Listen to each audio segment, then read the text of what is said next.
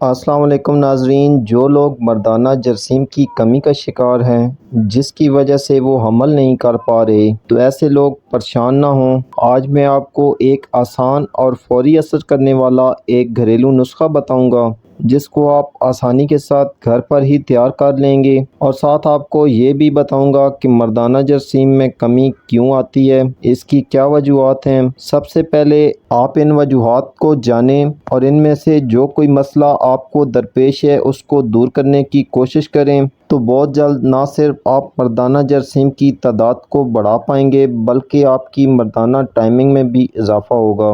مردانہ جراثیم میں کمی عام طور پر ایسے افراد کو ہوتی ہے جو لوگ انہیلدی اور ناقص غذاؤں کا استعمال زیادہ کرتے ہیں، فاسٹ فوڈ اور جنک فوڈ بہت زیادہ شوق سے کھاتے ہیں، تلی ہوئی بادی اور مرغن غذاؤں کا استعمال حد سے زیادہ کرتے ہیں، تو ایسے افراد کو نہ صرف مردانہ جراثیم کی کمی کا سامنا کرنا پڑتا ہے بلکہ ان کو اور بھی کافی مسائل کا سامنا کرنا پڑ سکتا ہے۔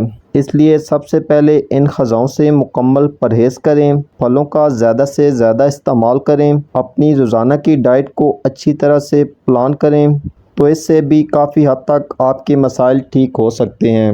دوسرے نمبر پر ایسے افراد جن کو جریان کا مسئلہ ہوتا ہے، یعنی پیشاب کے بعد قطرے آتے رہتے ہیں، تو ایسے افراد کو بھی جراثیم کی کمی ہو جاتی ہے، کیونکہ جریان کی وجہ سے جسمانی کمزوری ہوتی رہتی ہے، منی جسم کے اندر صحیح طریقے سے ٹھہر نہیں پاتی، تو ایسے میں بھی جراثیم کی کمی ہو جاتی ہے۔ تیسرے نمبر پر ایسے افراد جن کو احتلام کا مسئلہ ہوتا ہے، جن کو روزانہ یا بار بار احتلام ہوتا ہے، تو ایسے افراد کو بھی جراثیم کی کمی ہو سکتی ہے۔ یہ تمام تر وجوہات ہیں جو مردانہ جراثیم کی کمی کے باعث بنتے ہیں۔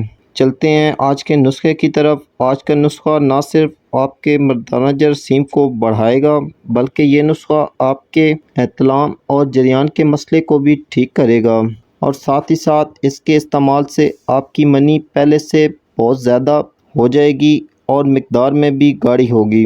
یہ نسخہ مردانہ کمزوری کے لیے بھی ہر لحاظ سے مکمل فٹ ہے۔ نسخہ نوٹ کر لیں۔ نسخے کے لیے ہمیں صرف 4 چیزوں کی ضرورت ہوگی: سفید موسلی 30 گرام، کوزہ مصری 30 گرام، سفید تل 30 گرام اور چھلکا اسپغول 60 گرام۔ چھلکا اسپغول کے علاوہ باقی تینوں چیزوں کو آپ نے باریک پیس لینا ہے۔ اب اس میں چھلکا اسپغول ڈال کر اچھی طرح ان کو آپس میں مکس کر لیں۔ اب روزانہ صبح 1 چمچ اور 1 چمچ شام کو کھانے کے بعد دودھ کے ہمراہ استعمال کریں۔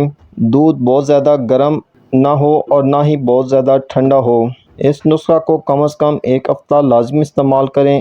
اس کے استعمال کے دوران ہم بستری سے مکمل پرہیز کریں تو بہت جلد آپ کو فائدہ حاصل ہوگا۔ تو آج کے لیے اتنا ہی ناظرین، امید کرتا ہوں آج کی ویڈیو آپ کے لیے فائدہ مند ثابت ہوگی۔ اسی کے ساتھ اجازت چاہتا ہوں۔ اللہ حافظ۔